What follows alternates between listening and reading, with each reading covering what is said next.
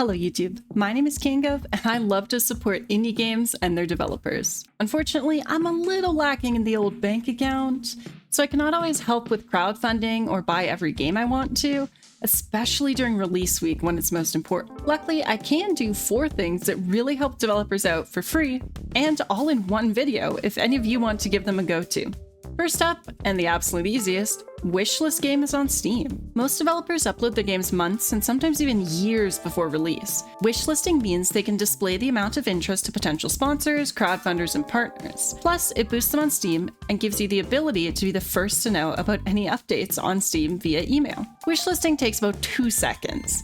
To wishlist a game, simply open Steam, log in, search for the game or scroll through some lists of upcoming games, and once on their store page, click the Add to Wishlist button. Here's some of the upcoming games currently on my wishlist. Wilma Works It Out.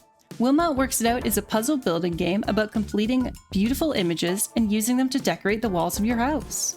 Grimoire Groves. Become a masterful witch as you grow cute plant creatures with your magic in this cozy roguelite dungeon crawler. Craft powerful spells and items, discover new plants, befriend magical creatures, and restore the magical forest. Cat Venture. Pixel art Metroidvania platformer about the adventures of a white kitten. Jumps, coins, keys, funny opponents, secret doors, all that.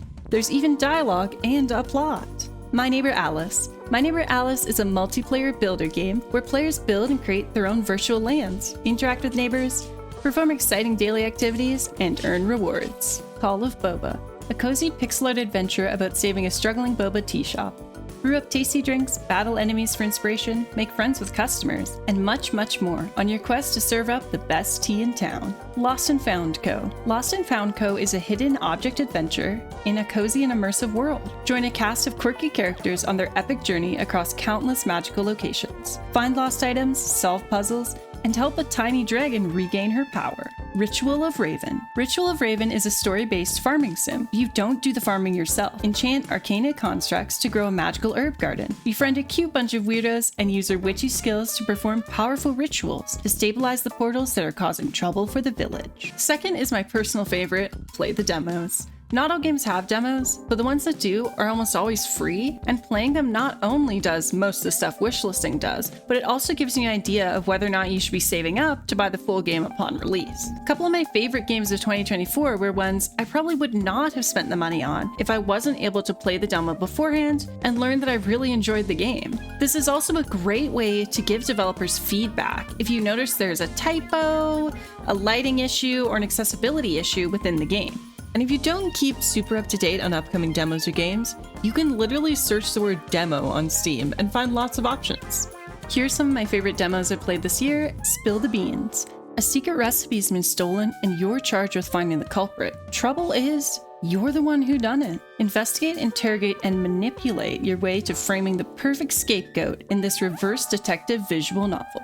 Half Sword. Half Sword is a physics-based medieval combat simulator featuring historically accurate 15th century arms and armor. Tiny Glade. Tiny Glade is a small diorama builder where you doodle whimsical castles, cozy cottages, and romantic ruins. Explore gridless building chemistry as the game adorns your glades with procedural detail. No management, combat, or goals. Just kick back and turn forgotten meadows into lovable dioramas. In Sync.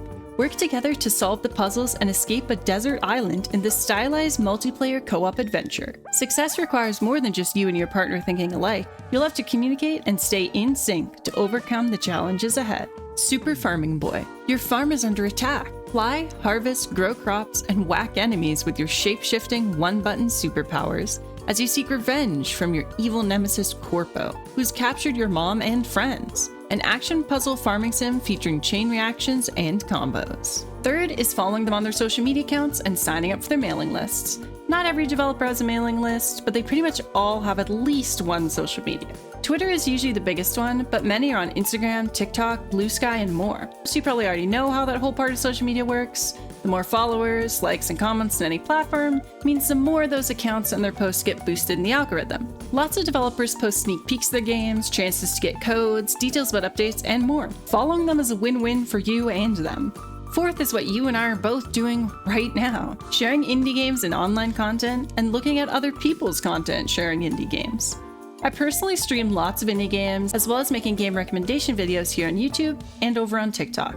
I always ask people to leave comments on those videos giving me recommendations as well. And I have a specific channel in my Discord for people to recommend new games. If you play an indie game, you can post screenshots from it, leave a review on your Steam or your personal socials, turn funny clips into reels and shorts, any kind of content you make for huge popular games, you can do for indies, and it's much more likely to not only be seen by the developer, but appreciated by the developer. If you're ever looking for more people who share indie games on socials, I recommend these lovely people. Let me know in the comments if you're a game developer so that we can all check out your game, and if you're not a developer, comment some of your favorite indie developers.